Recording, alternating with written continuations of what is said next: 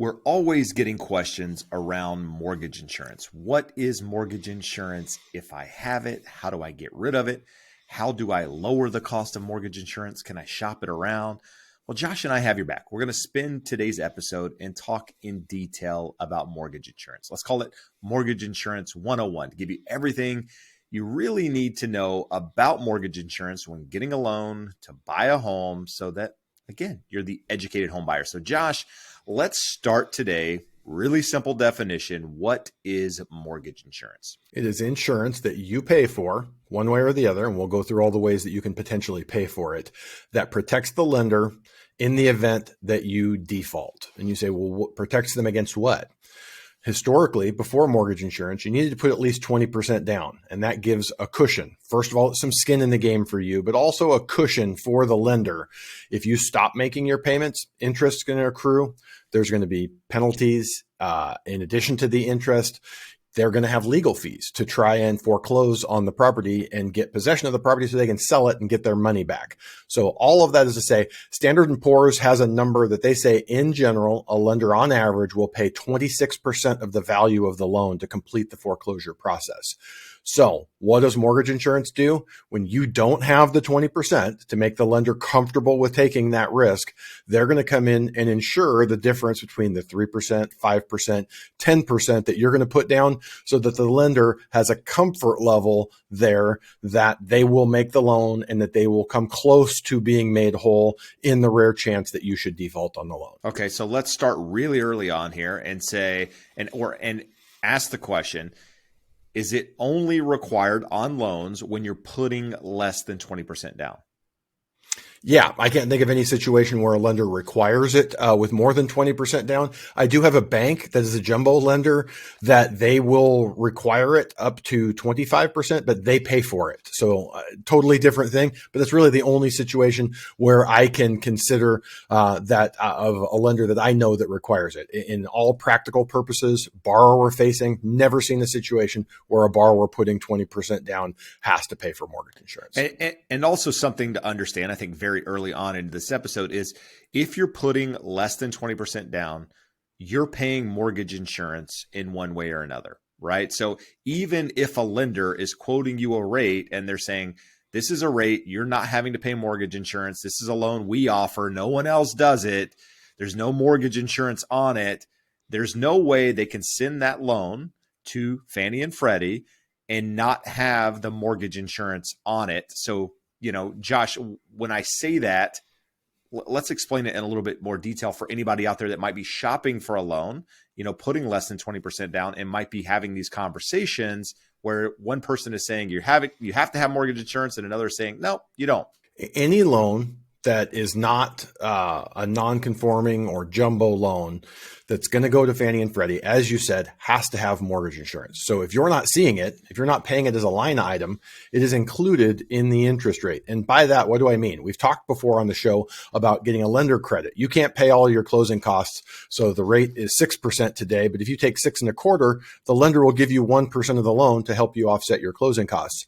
Well, in this instance, maybe they say, well, cool, we don't need mortgage insurance. Take a 6.25% rate and we'll use the extra profit from the higher interest rate and we will buy mortgage insurance. But one way or the other, it's going to be in there. So it's either borrower paid, you're paying it and you see it on your statement, or it's lender paid and it's already built into the profit equation for the interest rate that you're paying on your loan.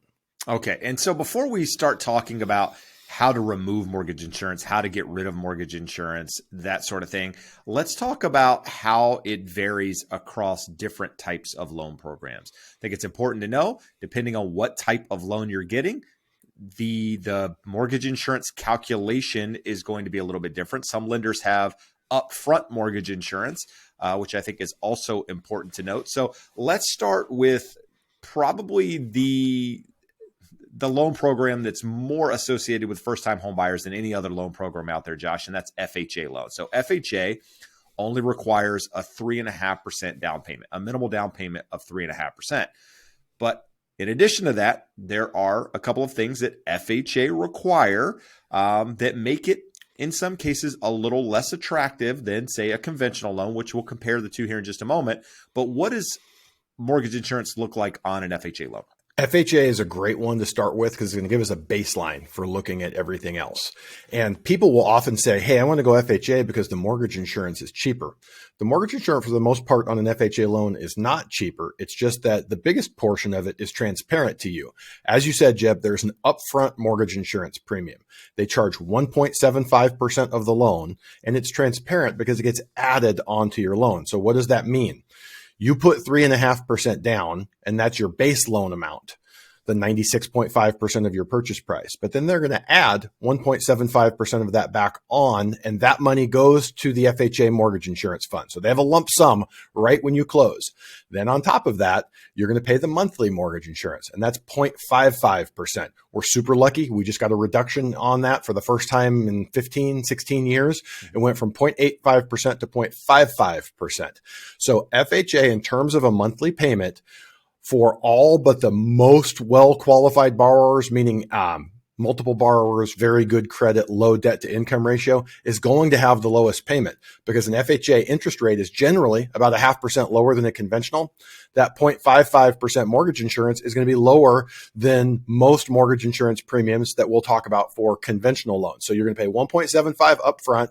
It is financed into the loan. You don't write a check for it. It just is added into your transaction. And then you're going to pay 0.55% per month. Now, we should say, Jeb, if you do more than the minimum 3.5% down, so 5% or more down, they will drop 0.05% off that. So it goes from 0.55 to 0.50. And if you're in a high cost area like Southern California, you pay a premium if the loan amount is over $726,200 in a high balance area where you can get those larger loans. You're going to pay 0.75% each month instead of the 0.55%. And with that said, Josh, if I'm a buyer buying a home, I only have 3.5% down. Maybe I have more. Maybe I have 15, 20% down, right? In this example, and I still use an FHA loan for whatever reason, maybe just circumstances. I have low credit. I need higher debt to income ratios. FHA ends up being the best option for me. Do I still have to pay mortgage insurance even if I have a larger down payment with FHA? Always required on an FHA.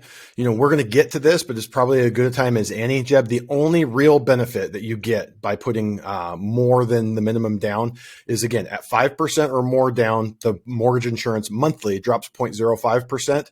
If you put 10% or more down, the mortgage insurance will drop off after 11 years. Other than that, less than 10% down, every FHA loan will have mortgage insurance monthly for the life of the loan. Nothing you can do to get rid of it. Value can double. You can make a $200,000 principal reduction. It does not matter. The monthly mortgage insurance will always remain on that loan unless you've put 10 or more percent down.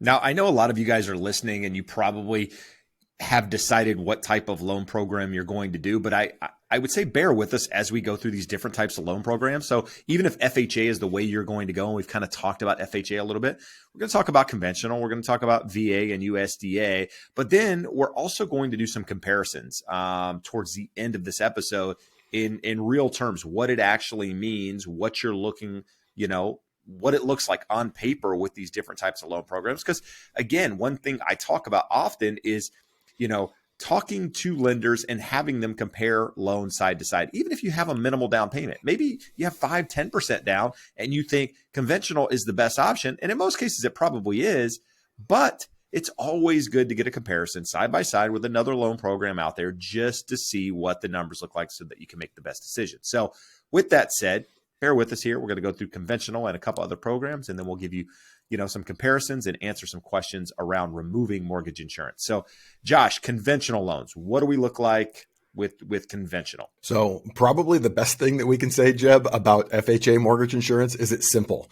Right. No, it's sure. if you qualify for the loan, we look at your down payment and this is what your mortgage insurance is. Now on a conventional loan, we're going to start looking at a ton of different factors. So let's start by saying on a conventional loan, we can have your option of 3 different types of mortgage insurance. Most people don't know you can pay a single premium mortgage insurance, meaning you pay a lump sum at closing, 1.25%, 1.75%, 2.5% at closing, and then you don't have monthly mortgage insurance. You just paid that lump sum up front and you bought life of loan mortgage insurance for your lender. I didn't even know you could do that. So it's cool, keeps your payment down. You're going to pay more at closing, but keeps your payment down. Problem is it's a sunk cost. There are refundable mortgage insurance policies, but again, you're going to start seeing it gets fairly complex. What I can say is these are not done very often because most of our first time buyers don't have an extra lump sum sitting around, and there's other things we can do with it. If it's a 2% upfront premium and you're putting 3% down, maybe we're better doing 5% down and getting to a lower mortgage insurance rate. So what are some of the other things that we look at on a conventional loan? I shouldn't say that. Let's say, what are the other options on a conventional loan? We have the monthly mortgage insurance. So you don't pay a lump sum up front. You just pay it monthly. So that 0.55% on an FHA loan, you have that option of just paying the monthly. So nothing gets added into your loan. You're just paying a monthly rate. We also have the option of a split premium, where you pay a smaller amount at closing and it reduces that monthly payment, or it reduces the coverage that's required. I can't tell you when the last time was that I either did an upfront premium, single premium mortgage insurance, or a split premium. They can be used and they can be used successfully. There's a time and a place, but 99.9% of conventional loans are done with monthly mortgage insurance. And the reason why we talk about numbers never lie, the reason why it's really important versus you saying, I've looked at it, I want to go conventional, I hate FHA, or I've looked at it, FHA is better for me, I don't even want to look at conventional. We need to look at it because there's a number of factors that go in. When we plug into the mortgage insurance calculator on a conventional loan, what are the things we're looking at? Loan to value. So the more you put down up to 20% where it goes to zero, it's going to go lower on the mortgage insurance. The higher your credit scores go, all the way to 800, the lower your mortgage insurance is going to go. If there's two borrowers, it's going to go lower than a single borrower. The mortgage insurance company likes that we have more than a single potential failure there. One borrower gets hit by a bus, no one can make that payment. If there's two borrowers, one gets sick, the other one can hopefully still make those payments. We have property type. It can be a little bit more expensive for a condo or a 2, 3, 4 unit building versus a single unit building. Debt to income ratio. So we did an episode just a week or so back, Jeb, that you can go as high potentially as a 50% debt to income ratio on a conventional loan. If you need mortgage insurance, it's going to make your mortgage insurance more expensive. So since I cannot tell you a number of what mortgage insurance would look like for you with a 3% or a 5% down, let's talk about a range. The lowest mortgage insurance I've done in the last 12 months, I'm not saying this is the lowest anywhere, but I haven't seen a quote any lower than this, was 0.11%. Very well qualified borrower putting 15% down. Okay. The worst I've seen, the highest I've seen in the last few years, had a borrower buy an investment condo a few years back, and he had pretty darn good credit, but that was, I think, 1.45%. So it tells you a pretty darn big range of what that monthly mortgage insurance could look like. Now, you guys often hear me either here or on YouTube, pitching the idea or trying to get you guys to believe the idea that you need to get pre-approved versus pre-qualified. You need to go through the full process when you're talking to a lender, when you're planning on buying a house, even though it might be a little bit more tedious up front, might require a little bit more work up front. And this is a perfect example of why, right? If you were getting qualified to buy a house, pre-qualified, if you will, talking to a lender, they didn't ask for any documentation. They didn't really run your credit. They just asked how you thought it was. It's good, it's fair, whatever. And you're putting less than 20% down, they have to be able to calculate that mortgage insurance. So unless they're super accurate at guessing your profile, your credit score, the type of property, everything about you, chances are that mortgage insurance quote isn't going to be accurate. So just make sure, again, there's a lot. Josh just mentioned a wide range, over a full percent in the lowest versus the highest. In fact, it was more than that could impact your monthly payment. So it's super important to make sure you're having that conversation up front, right? Just to make sure you have an idea of what your total expenses are going to be when you're planning on buying a house. And Josh, this is something I'm sure we're going to talk about, but just by putting an extra 2 to 3% down, right? So conventional has an option of putting 3% down to buy a house. Often cases when you compare that 3% conventional option to FHA, FHA ends up being the better option just because the mortgage insurance on that 3% down option is so high.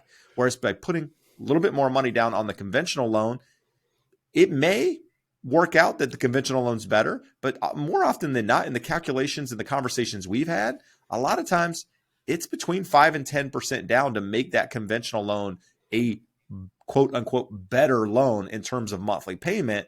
And a lot of it has to do with that mortgage insurance. And the fact that mortgage insurance now is less expensive on FHA, it almost makes FHA a little bit more attractive in that sense. But FHA has its own guidelines and requirements above and beyond what we're talking about here today. And in fact, that's probably something we should talk about in another video, Josh. But let's talk about VA. VA is probably, you and I tout VA all the time, the best loan program out there for a number of reasons. But when it comes to mortgage insurance, it really is at the top of the list. 1,000%. So there is no monthly mortgage insurance. That's what people love about it. So since there's zero down required with a VA loan, how does VA insure against the risk of a potential default? They charge what they call their VA funding fee. It is the exact same thing as that upfront mortgage insurance premium on an FHA loan. You can be exempt from paying that VA funding fee if you have a service-related disability of more than 10%, 10% or greater. You don't have to pay that. All other veterans will pay this upfront VA funding fee, and it varies on a number of things, whether it's the first time you've used it or you're using it again for a second time, and then also how much you're putting down. We just talked about super cool that FHA just reduced their monthly mortgage insurance premiums. VA just reduced their funding fees. So after April 7th, we're looking at, it went down from 2.3% to 2.15% for a first time use with no down payment. So your typical, what do we think of as a VA borrower? They're not putting down, just got out of the service, they're buying their first home. That's 2.15%.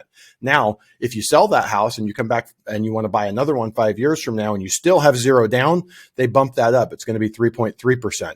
So that can go down to as low as 1.25% if you put 10% or more down, or zero if you're exempt. But cool thing, you pay it up front. You don't have to pay it out of pocket. It's financed into the loan. So to borrowers, it's essentially transparent that they're not paying anything, but that's how they cover the risk for VA loans.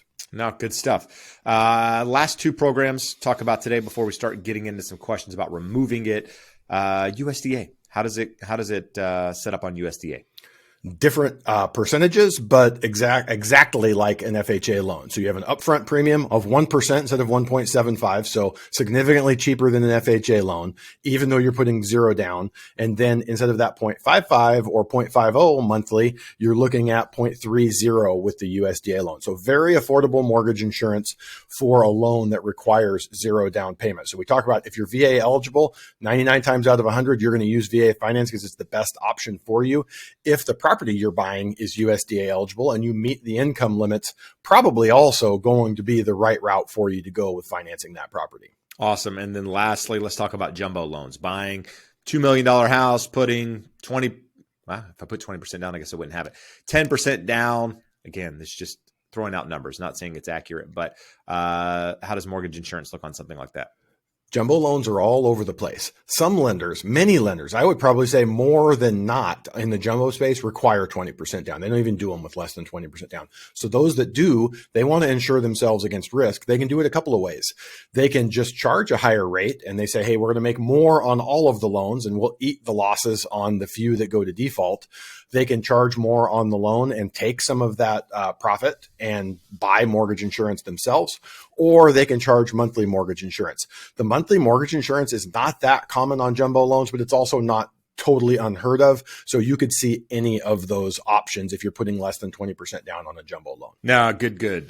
So the most common question I get, Josh, in everything I do relates around mortgage insurance is how do I get rid of it? When can I refinance out of this property and get rid of the mortgage insurance if my property is appreciated? Can I refinance out of an FHA loan into a conventional loan and get rid of the mortgage insurance? If I have mortgage insurance on this loan, at what point can I get rid of it? How much appreciation, how much equity do I need in the property? So FHA, we talked about to start with, right? The only time that comes off is if you put at least 10% down when you're buying that property, and then it falls off automatically after year 11. So FHA, pretty simple. But with that said, Josh, if you have an FHA loan, you put less than 20% down. So that mortgage insurance is on it for the life of the loan. How would one at that point get rid of mortgage insurance on an FHA loan? The only way to ever get rid of it, other than the 10% down and falling off automatically at 11 years, is for you to refinance out of that loan into another loan program that does not require mortgage insurance. Truly the one and only way. And Jeb, think about this. From 1982 until about 9-10 months ago, we were in a 40-year downtrend in interest rates. So this wasn't that big of an issue, because just wait a year or two and you'll have a refinance opportunity where you can get the same or better interest rate than you currently have. And if your property's appreciated, get rid of your mortgage insurance.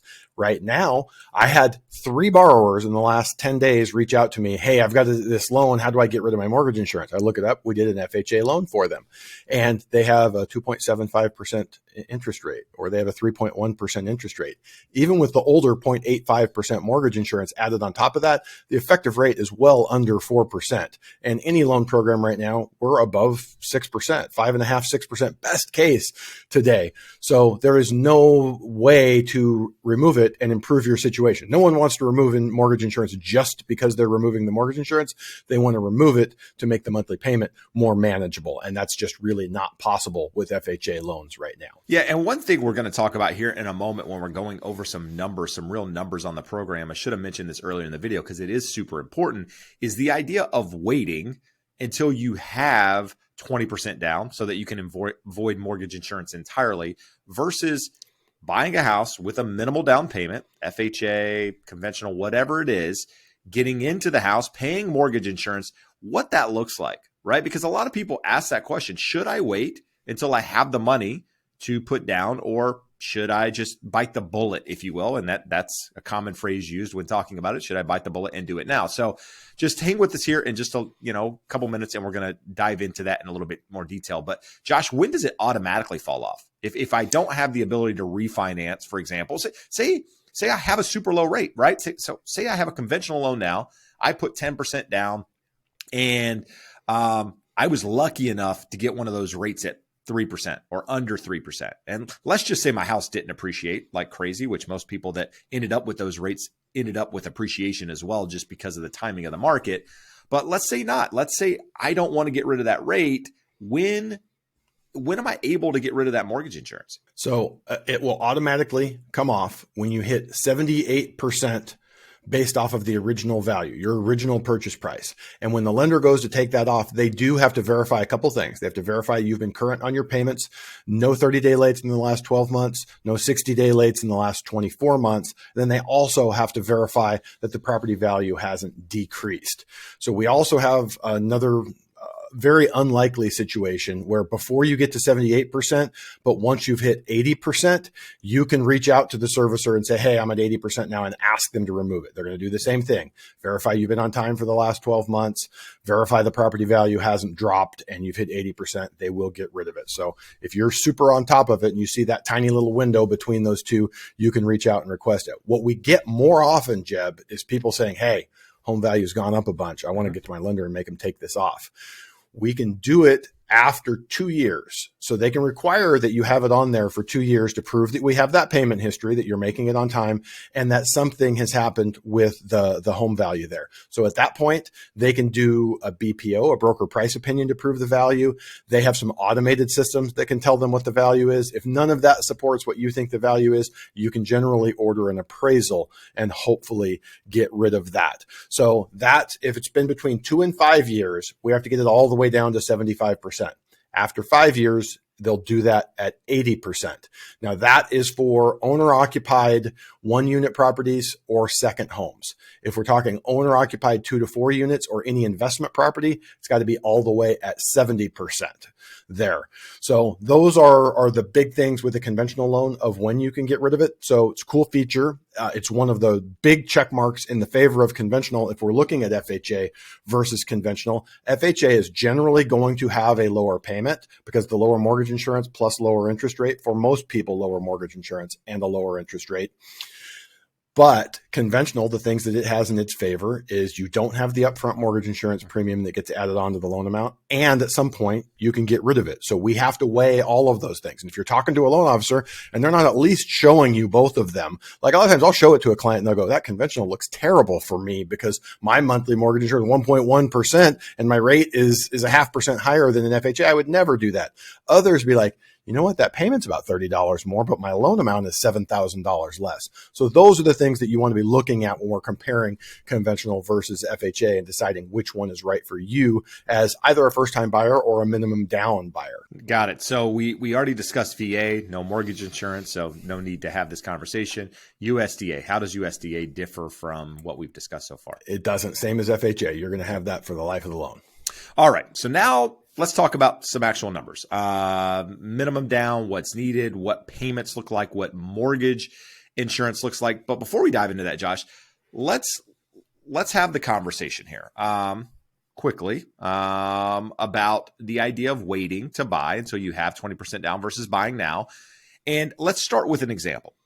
An example would be, and this is a real life example of a client who purchased a home during, I don't know what year it was, Josh, you could probably jump in there and give the year, but during 2021, got an FHA loan, was fortunate enough to see the property value increase within, I think, a 6-7 month time period to the point where they could then refinance out of that FHA loan into a conventional loan and have no mortgage insurance at all. And the reason I start with that example is because had they not just ponied up, bought the house, and waited until they got to 20%, they would have never been in a position, for one, to buy that house, right? They still would be saving.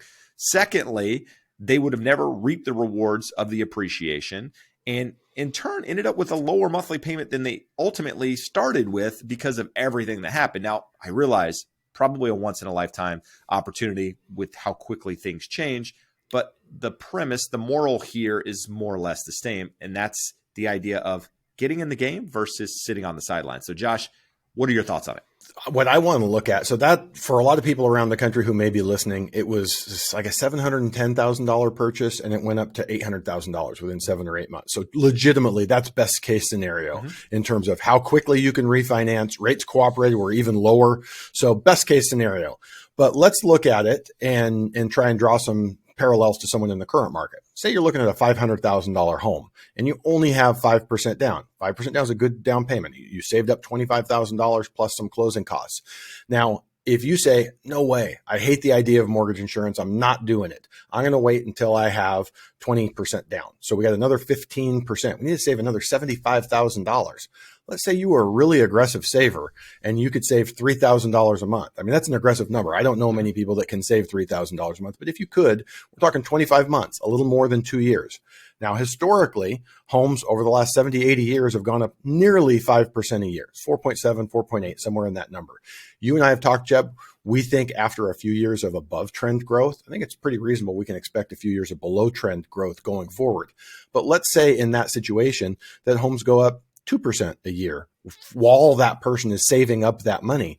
Well, we've gone up about 5% in total over those 2 years. That $500,000 home is now $525,000. So they still don't quite have 20% down, and they didn't get to benefit from that $25,000 of appreciation, and they didn't get to benefit from the principal reduction of, at current interest rates, you got at least $300, $400, $500 going towards principal. Over 24 months, we got maybe another $10,000 there. So this is not an advertisement if you're listening at home to say, hey, everyone should go out today and buy a house. For that person who thinks that it's going to be more financially advantageous to put this off and save aggressively, I would question that. I would want to look, make a reasonable projection of what you think appreciation is going to look like, a reasonable projection of what you can save, and see how far down the line you're going to be and what you're likely to miss out on principal reduction and potential appreciation in the interim. People think, really negative thoughts about mortgage insurance. It's a very positive thing. It allows you to get into a home without having to take up all the time to save a 20% down payment. It's the price of doing business. Fair to say? And I want to stress what Josh said. This is not a push to get you to go out and buy a house. It's, about being the right time in your life. It's about being comfortable with the payment now, right? Not comfortable once that property goes up and the mortgage insurance falls off, comfortable with the payment now, having some money in the bank, having a longer term time horizon. The example we gave was a bad example in the case that happened in 6 months. It might take you 5 years. It might take you 7, 8 years, 10 years, depending on where you live in the country, to get that additional appreciation in that property where the mortgage insurance falls off. So again, we gave you an example to use for the show that helped us, show what we're trying to show here. But understand, it's different for each person. Buy when it's the right time in your life, because that's ultimately what you should be shooting for. And if that requires you waiting a little bit longer, saving a little bit more money so you're comfortable with the payment, so be it. It is what it is. So Josh, let's give some real examples on what a minimum down looks like for a median purchase price at the moment, $467,700. That was the Q4 of 2022 number. Since then, it's come down, trended down a little bit. But when we're talking these numbers, Josh, what are we talking with regards to credit scores? Are we talking multiple borrowers on this? Because all of that stuff is going to play a part, and I want to give accurate information. Yep. So let's start with the easy one. We talked about FHA. Doesn't have all those variables impacting what your mortgage insurance looks like. So if you put 3.5% down, it's a $451 and change loan amount. That upfront mortgage insurance premium of 1.75% amounts to almost $8,000, $7,898. So despite the fact that you're putting 3.5% down, you end up with a $459,229 loan amount. Now, at that current reduced 0.55% mortgage insurance rate, it's $210 a month. For that $500,000 minimum down FHA purchase, $210 a month. You also paid that $8,000 up front, so we can't ignore it. You're going to ignore it when you're writing your check every month because it's sort of there subsidizing the lower monthly payment, but it is a real number. You have less home equity. So let's roll through a conventional 3% down. That's really the big alternative to an FHA purchase. And when we look at that, 3% down gives us $453,669. Now, I want to give you a couple of different examples to show you how widely these rates can vary on the mortgage insurance for two somewhat similar borrowers. If we have two borrowers, husband and wife, 740 credit score, buying a single family residence, they have a reasonable debt to income ratio under 40%. It's going to be 0.47% a month. That's only $177.69. So it's cheaper than the FHA mortgage insurance, and they didn't have that upfront premium. And but let's remember 0.5% less down.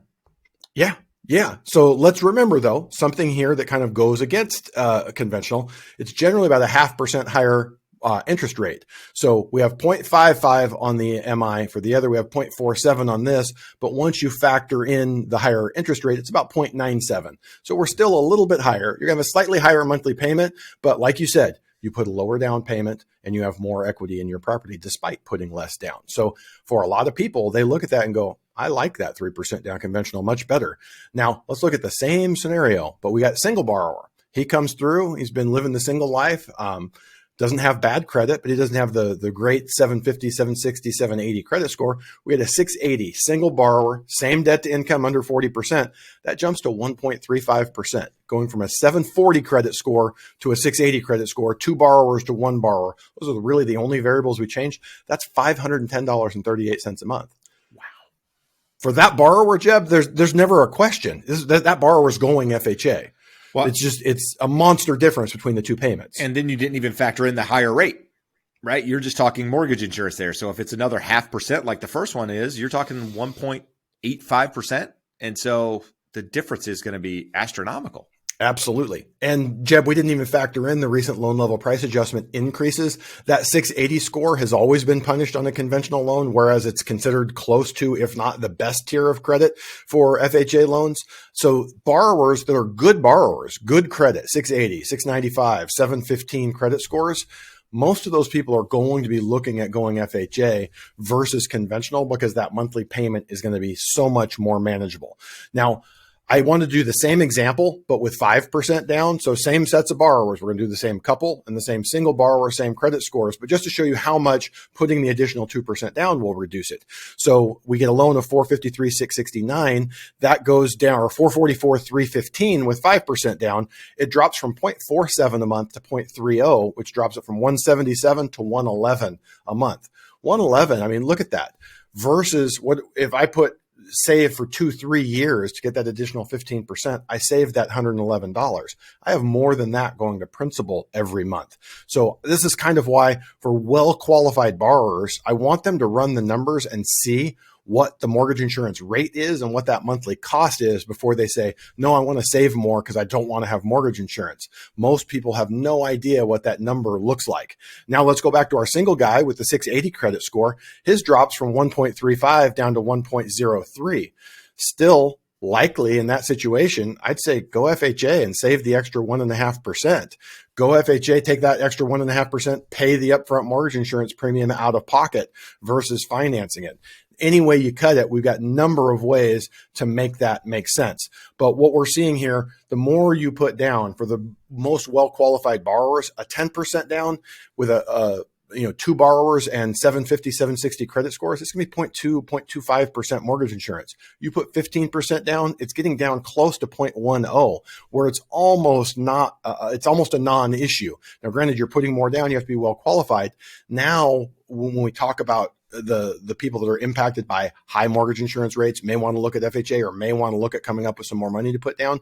It's anyone, once you get below a 700 credit score, conventional mortgage insurance, and now their rates with the changes to the loan level price adjustments start getting expensive. No, and for anybody listening to this, wondering what the hell are these guys talking about, all of these numbers, I'll actually take these examples and I'll put them in the show notes here so you can actually grab them and see exactly what we were talking about with regards to credit scores and how that impacted the mortgage insurance and what have you. Now, if you're listening to this and want to get more detailed on it, talk to a lender. That's what we always recommend. Talk to a mortgage professional. There's a link in the description of this as well that will get you in touch with somebody that can guide you through that process. That's ultimately where you want to end up if you're considering buying a home regardless. But Josh, we mentioned VA. Again, no mortgage insurance, so it's really simple to calculate that. But lastly, let's end on USDA because there are some people out there considering USDA loans. The USDA, again, is awesome. Instead of adding, $7,800, $7,900 to your loan amount, you add 1%, $4,677 onto that loan amount. And then your monthly mortgage insurance is only $137. So USDA is awesome. VA is awesome. If you qualify and your property is eligible for either of those options, pursue them. But when we get back to this question of FHA versus conventional, you have to weigh all of these things out. How strong are my qualifications? Am I comfortable with the upfront premium? How long do I think I'm going to be here? Do I think it's important that I can remove this mortgage insurance at some point? With rates at 40-year highs right now, Jeb, I shouldn't say 40-year highs, 30-year highs. Really, we're going to get a window of opportunity for most of these people to refinance. So if in 5 years property values are higher, there's probably going to be a window to refinance out of them, but there's no guarantee of that. So the question just becomes, how important do you think it is for you to have the ability to remove your mortgage insurance later? Because for most borrowers, other than those that are absolutely super, super well qualified, the FHA loan is going to have the lowest monthly payment for you. No, so hopefully you guys got some valuable information out of this. If you're new, this is the first episode you're listening to. We've done detailed episodes like this on things like the loan estimate, things like the down payment, just to give you a full, bird's eye view of how all of this works. So be sure to go and check those out. If you're new to us and listening to this episode, there's something we didn't address, you want to address, you can always reach out. And on top of that, if there's something you want us to cover when it comes to buying a house that you want more detailed information on, we would love the opportunity to hear that from you as well, because that's what makes great shows is giving you guys the information that you want to hear so that you can make, educated decisions when going through that process. So again, we appreciate all the support you guys give us, all the likes, the thumbs ups, the kind remarks that you leave us. So keep doing it and we'll keep delivering. So until next time, adios.